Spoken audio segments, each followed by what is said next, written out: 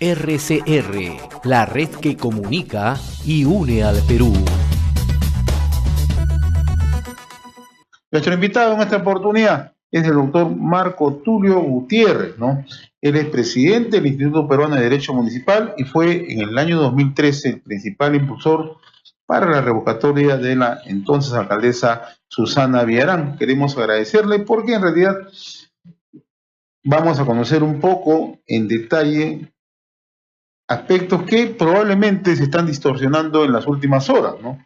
Porque hoy se habla de algunos elementos que ya en su momento se denunciaron hacia el 2013, pero siempre es bueno recordarle en aras de brindarle una información objetiva. Doctor Marco Tulio Gutiérrez, qué gusto saludarlo, ¿cómo le va? ¿Qué tal, José? ¿Qué tal, Carlos? Bueno, en realidad este es un tema que se viene discutiendo desde el año 2013, es decir, hace 6 años. En efecto. En plena circunstancia ya de la campaña de la consulta popular, pues recordemos que todo el 2012 fue un año complicado para los del Comité Pro Revocatoria, puesto que teníamos que cumplir con la meta de presentar 400.000 firmas válidas. Y teníamos un RENIEC que, bueno, o sea, nos hizo, la puso de cuadritos e inclusive nos llegó a casi impedir el conteo del último lote, que fue el que tuvo que intervenir el Jurado Nacional de Elecciones y decir, se cuentan esos últimos planillones.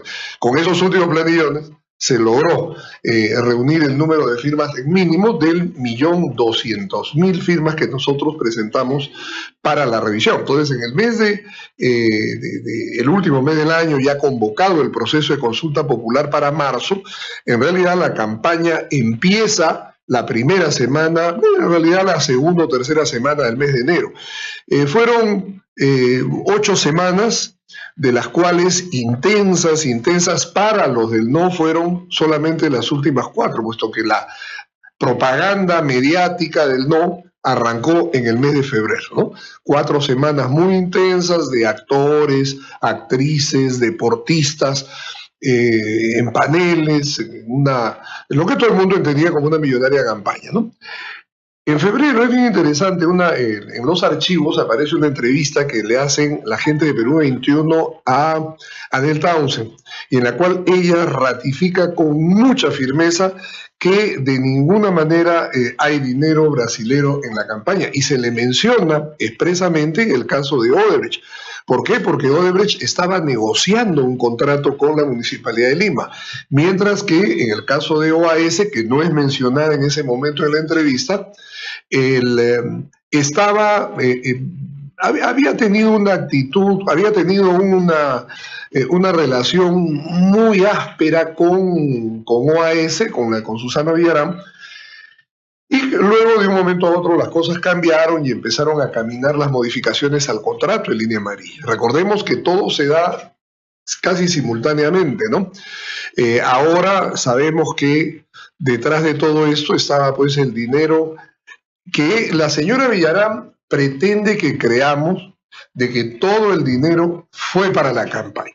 Es decir, igualar su situación a la de Keiko Fujimori, que también está por el problema de los aportes de campaña. Cuando en realidad se trata de situaciones distintas, o de la propia Nadine Heredia, que también está involucrada en el tema de aporte de campaña. Bueno, en realidad todos están involucrados en un aporte de campaña, pero con situaciones diferentes. Los demás no eran gobierno. En el caso de ella sí era gobierno, era funcionaria pública, y lógicamente, mientras que en los demás casos había la posibilidad de que en esta inversión que hacían los brasileros, alguien ganara y ese alguien pues fuera generoso con ellos, ¿no? Ahora, Marco Tulio, yo te quiero plantear una pregunta que en algún momento tenemos planteado hace exactamente 5 o 6 años atrás, ¿no? Cuando en otra emisora, vamos a mencionar el nombre de Radio San Borja, también la inquietud flotaba, ¿no? Si existía o existe responsabilidad, primero del entorno cercano a Susana Villarán y de manera muy puntual de los regidores en ese entonces muy cercanos a Susana Villarán en Lima, ¿no? Porque se tomaron un conjunto de decisiones, ¿sí o no? Sí, claro. El asunto es que en la legislación municipal, quien otorga, en la legislación general de asociaciones público-privadas, quien declara de interés privado es el Consejo Municipal. Y luego quien apruebe el otorgamiento de la concesión, es decir, autoriza la suscripción del contrato, es el Consejo Municipal. Obviamente el Consejo Municipal, integrado por los regidores, porque yo he escuchado por ahí que la señora Villarán ha dicho, yo no he firmado nada, que es la clásica respuesta que dan todos los alcaldes cuando hay un problema de una ordenanza. Ellos dicen, la ordenanza la votó el Consejo. En el Consejo yo convoco, yo presido, yo puedo suspender la continuidad de una sesión. Luego, como ejecutivo, pago las dietas, pero yo no voto, porque en realidad no vota, o sea, la ley dice que no vota, solo en casos de empate. En el caso, por ejemplo, de los regidores, la ley sí es bien clara. Ellos son responsables por los votos que emitan. Diferente con los congresistas nacionales. Justamente eso te iba a preguntar, no ¿cuál es la diferencia? No tienen responsabilidad, pues el congresista nacional, si tú quieres hacerle un juicio por una ley absurda, o sea, van a decir un momentito, ellos no están sujetos a mandato imperativo, ni al suyo, ni al del partido, ni al de nadie. O sea, desde el momento en que usted los eligió, un poco como el que pasaron a un Olimpo en donde su sola sabiduría debe ser aceptada, admitida psicológicamente. En cambio, en los gobiernos locales, no. En los gobiernos locales, los regidores sí son responsables de lo que votan. Y la ley dice, pueden salvar su voto siempre que lo hagan constar expresamente en acta. Es decir, levanten la mano y digan, pido que conste en actas que estoy votando en contra, ¿no? O sea, porque a veces salen esos resúmenes que vemos en las ordenanzas, dicen, se aprobó por mayoría. Uno dice, pues, ¿quiénes no votaron? ¿Quiénes ¿no? votaron? Pero eso se supone que está en el acta. En el caso de la Municipalidad de Lima, bueno, mira, es lo que ha dicho José, nos lleva a un tema bien interesante, ¿no? Ustedes están muy vinculados al tema regional y conocen, y sé por qué la pregunta. El problema es que los que, por ejemplo, le ha pasado a la Comisión Lavajato. O sea, mira, los regidores pasaron sin ningún problema, cuando de acuerdo a ley, ellos son los que votaron. Quienes otorgaron el contrato fueron los regidores, con la excepción de los que votaron en contra. Ahora, pongámonos nombres a estos regidores, por ejemplo. La señora Marisa Glad. Dos grupos. La señora Indira Wilca. Dos grupos dentro de los señor Ceballos. Mira, yo lo que hemos identificado en una comisión evaluadora de la legalidad de los contratos en el Colegio de Abogados de Lima es que tenemos que hablar, cuando se trata de este tipo de votaciones, de dos grupos de regidores, sin, por supuesto, querer diluir o atenuar la responsabilidad de los que finalmente otorgan. Pero hay que señalarlo. Hay los que emiten el dictamen y le dicen a sus compañeros, todo está correcto, voten a favor, y los que votan al final. En este primer grupo diríamos que están 4 regidores. Ojo, tanto para el contrato de Línea Amarilla o para el contrato de Ruta de Lima, porque el esquema es el mismo. O sea, 4 regidores presidentes de las comisiones que dictaminan en conjunto. Defensa del consumidor, transporte urbano, desarrollo urbano. 4. Dentro de ese grupo de 4 está, lógicamente, Marisa Glad, en la gestión de Susana Villarán. Y hay otros 3 más. Si mal no recuerdo, creo que Segarra es uno más de los 4 que suscriben el dictamen. Es una suerte de tradición que hizo Castañeda el año 2007, porque la norma no lo dice, que los 4 regidores presidentes de las comisiones firmaran un dictamen conjunto, ¿no? Para ilustrar al Consejo. Porque acuérdate que estamos hablando de la revisión de todo lo que es la iniciativa privada que presenta una empresa y el borrador del contrato. O sea, cuando se declara de interés la iniciativa privada, ya es prácticamente, ya hay un modelo de contrato. La iniciativa privada ha sido negociada porque lamentablemente, y a eso tenemos que ir a la ley García, durante todos los años, desde Fujimori hasta el gobierno de García, hubo un esquema de concursos estos de las concesiones, que era 30 días, presento yo mi iniciativa, 30 días evalúa la entidad, oiga, falta un documento, envíemelo, y en 30 días yo digo sí o no. E inmediatamente se sacaba el aviso en el peruano y se convocaba a todos los que quisieran comprar el esquema de la iniciativa privada y que mejoren la propuesta. Un ejemplo, por ejemplo, de ello fue el caso Larcomar. Larcomar fue una iniciativa privada, alguien dijo, yo hago un hotel, hago, el otro dijo, perdón, dijo hago un cine, un centro comercial, en las laderas, perfecto. La municipalidad dijo, no hay problema, y luego se presentaron una cantidad enorme de gente que hacía todas las propuestas inimaginables, centavos por cada boleto del cine. Es decir, la propuesta inicial se mejoró, pero la ley tenía una ventaja para el que tenía la idea. El que tenía la idea inicial se le daba el privilegio de decir al final, ¿saben qué? Me allano a la mejor propuesta y me la dan a mí, porque yo fui el autor de la idea.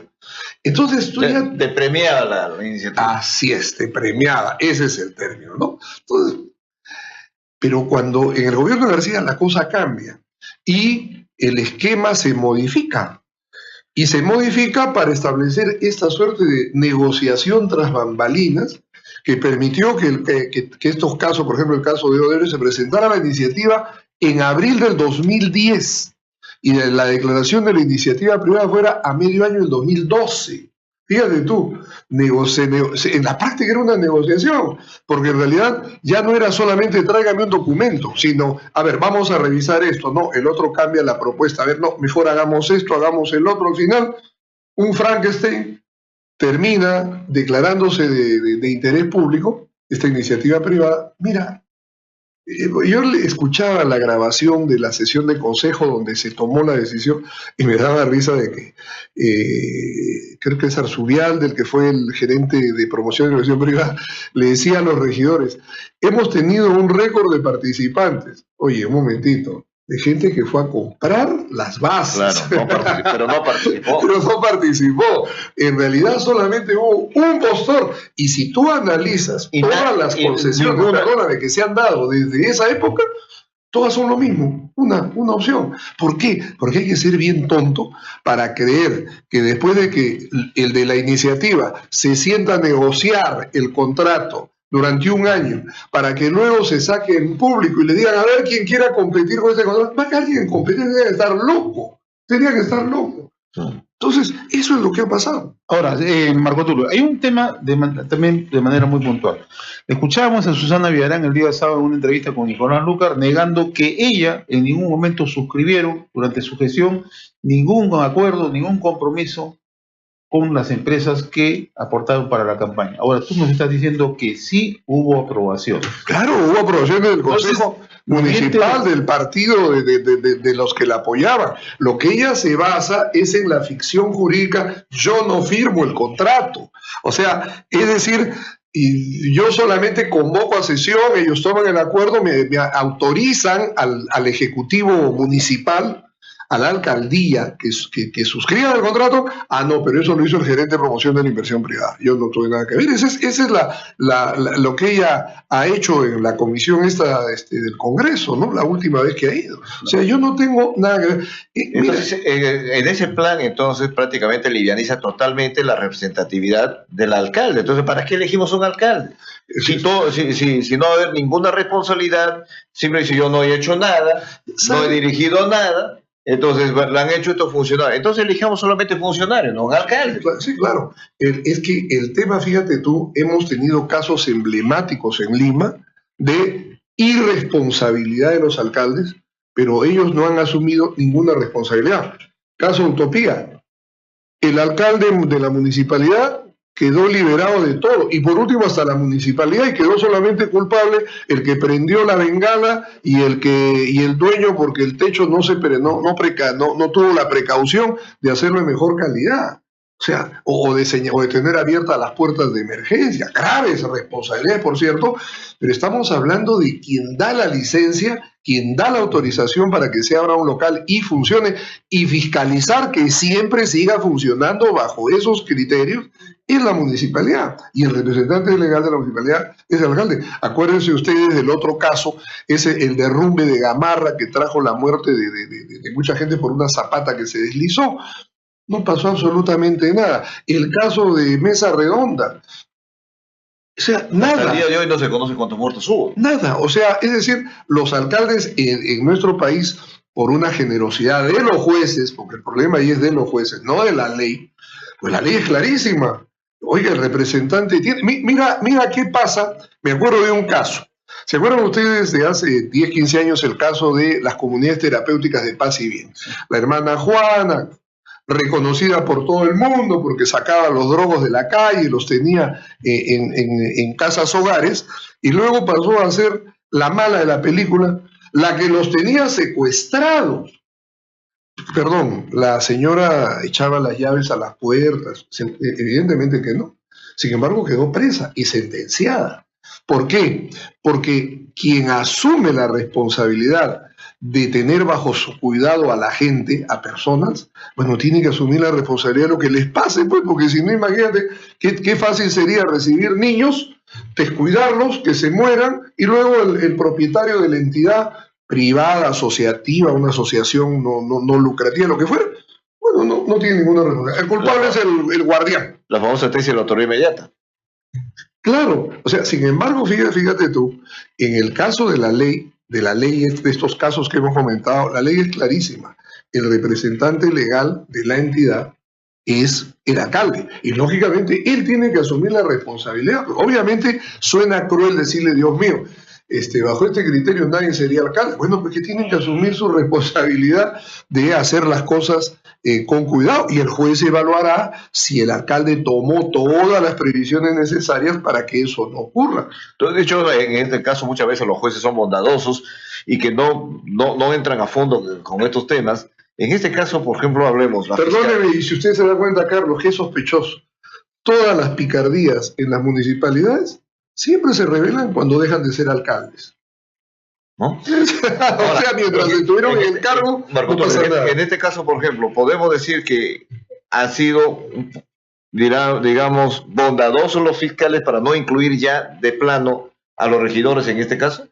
Yo creo que lo que hay es desconocimiento de la normativa. Si la Comisión del Congreso, con todo el respaldo de abogados que ha tenido, se olvidó del tema, de ver quiénes fueron los que aprobaron esto, o sea, y solamente han involucrado a los que hicieron el contrato, lo redactaron con Odebrecht, a los funcionarios que fueron los que negociaron cada línea del contrato, pero luego este grupo de regidores, estos 4 regidores presidentes de las comisiones, tuvieron la responsabilidad de analizar, evaluar, tomarse su tiempo, 2, 3 meses, para luego decirles a sus colegas regidores, todo está ok, voten a favor. Ellos lo sustentaron. Claro, ellos han sustentado esto. Tanto para el contrato de Villa María han habido 4 regidores y han habido 4 regidores para el caso de Villa María. Hay una pregunta, Marco Tulio, en todo ese tema. ¿Y cuál es el papel de la Contraloría, del sistema de control que tenemos, que no ha abierto la boca para nada en estos casos? Bueno, la Contraloría lo que ha estado mirando es el tema de la ejecución del contrato.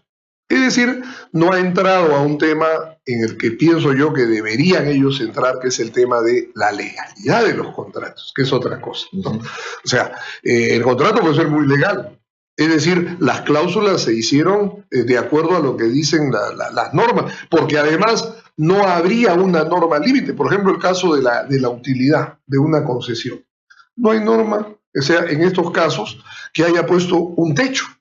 No hay. O sea, es decir, acá pueden ganar 1.000 millones o pueden ganar 10.000 y no pasa nada. Se supone que la ley ha dejado eso en manos de los funcionarios, que ellos evalúen sobre la base de la iniciativa privada cuánto dicen que van a invertir, cuánto dicen que van a gastar en mantenimiento, cuánto harían de gasto en algunas obras complementarias en el paso del tiempo. ¿No te parece que debería ser proporcional al beneficio que brindan a la ciudadanía?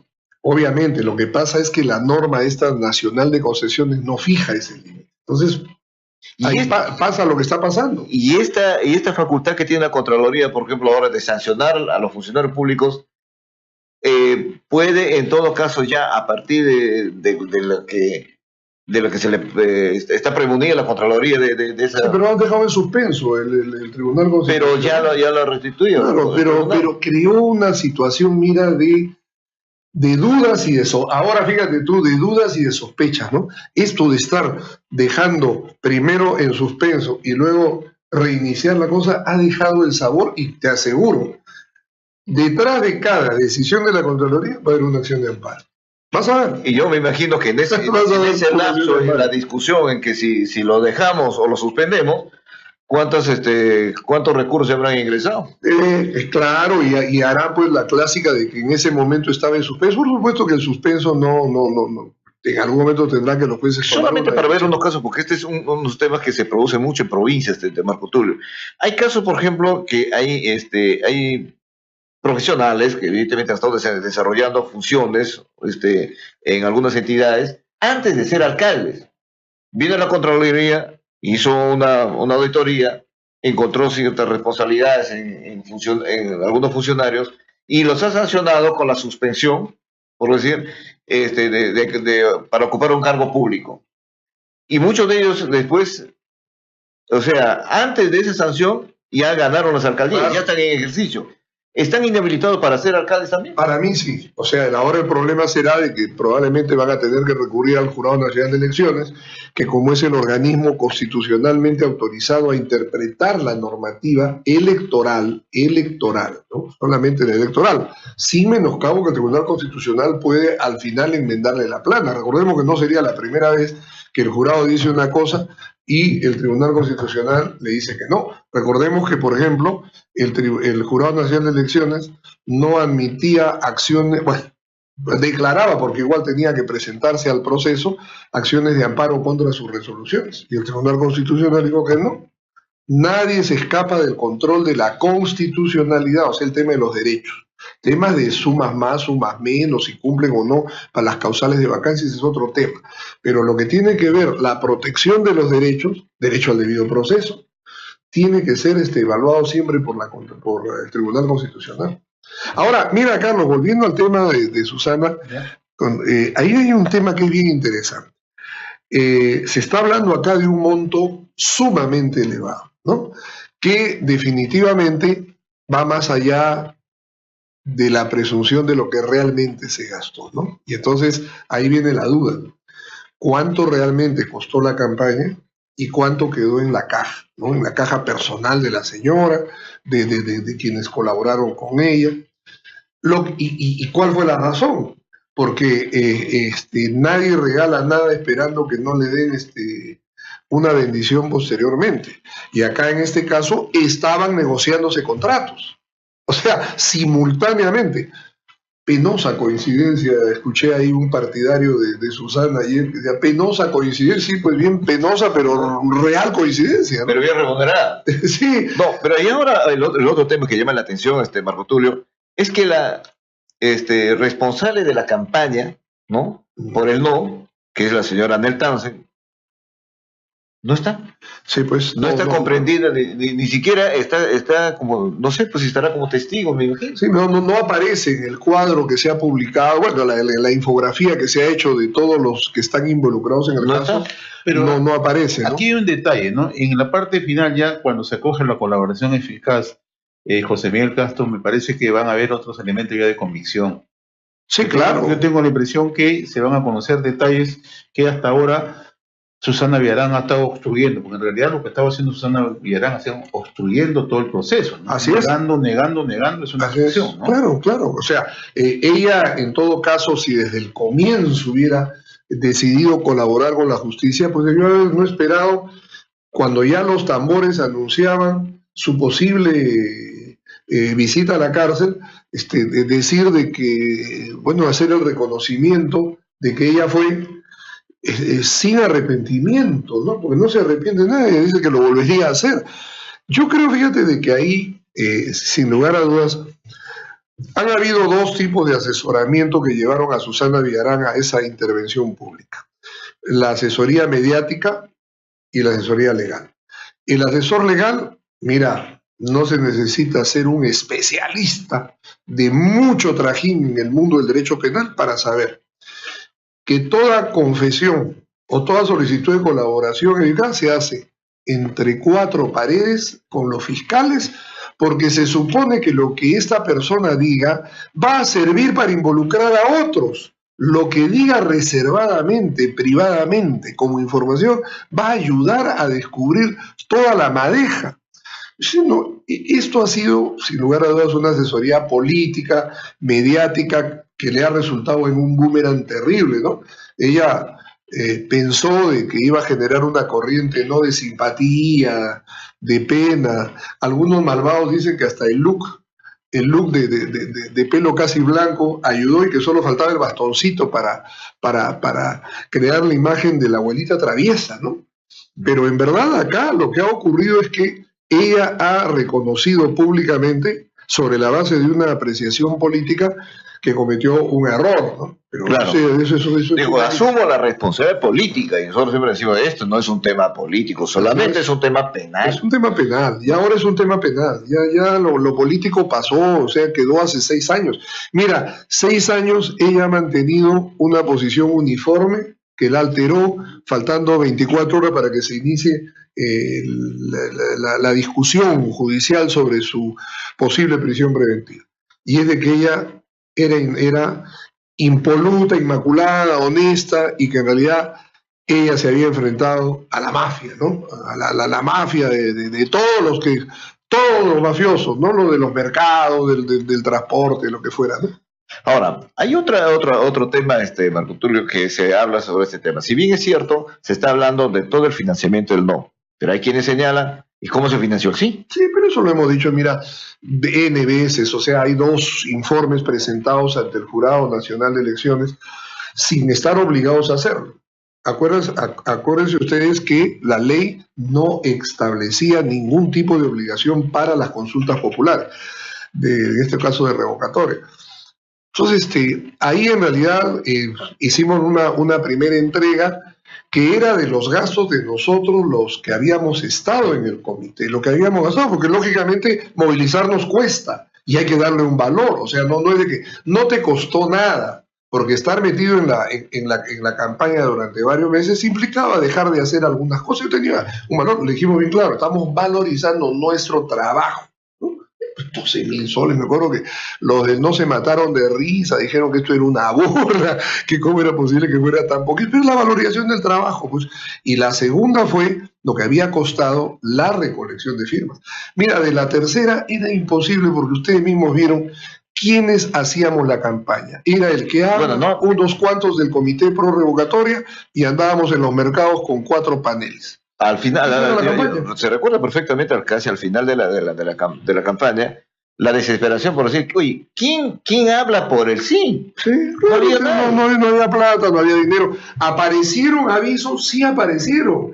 Y yo mismo fui al que le pedí al Tribunal de Honor públicamente que por favor mandara una carta a los medios de prensa y le dijeran quién estaba pagando, para que quedara esclarecido quién era.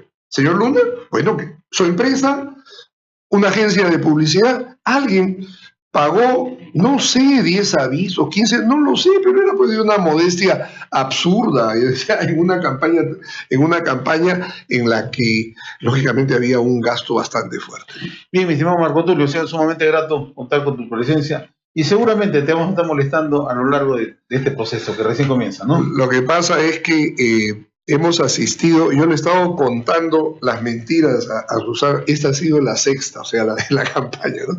Recuerdo que el año 2000, cuando se postula a la presidencia de la República, declara sin ningún pudor que ella era la autora del programa El Vaso de Leche, y obligó a que el que habla enviara una carta a los directores del comercio, que está publicada íntegramente en el comercio, en la cual señalé que eso era mentira, y lo decía porque había sido uno de los fundadores de Izquierda Unida, regidor de Izquierda Unida, y por lo tanto sabía quién era. Siguió la campaña y luego dijo de que ella había sido parte de la gestión nuestra, lo cual era una total mentira, o sea, jamás la vimos. Y más aún, por ahí salió alguien que dijo, pero si los años en que estaba Barrantes en la alcaldía, ella vivía en Santiago de Chile. O sea que es un poquito difícil que haya colaborado con nosotros a la distancia. Y siguió mintiendo. El año 2001, recuerdo, cuando dejó de ser ministra de la Mujer, se paró en la entrada y dijo a la prensa de que se iba con la mano limpia, y sin embargo, a los pocos meses saltó el millón de soles de las consultorías estas entregadas a sus amigos, y que la acción de control señalaban que, bueno, eran por orden de ella, de la alcaldesa. Y fíjate, ya siguió mintiendo. No voy a postular a mi reelección, postuló. Me retiro de la política, se presentó luego en la fórmula presidencial del humanismo, ¿no? Y en realidad es un problema de mentiras crónicas, ¿no? Le encanta decir que no para luego decir que sí, como le ha pasado ahora, ¿no? Fíjate, dijo, no tenía nada que ver con la corrupción y terminó pues involucrada en el tema. Una pena, ¿no? RCR, la red que comunica y une al Perú.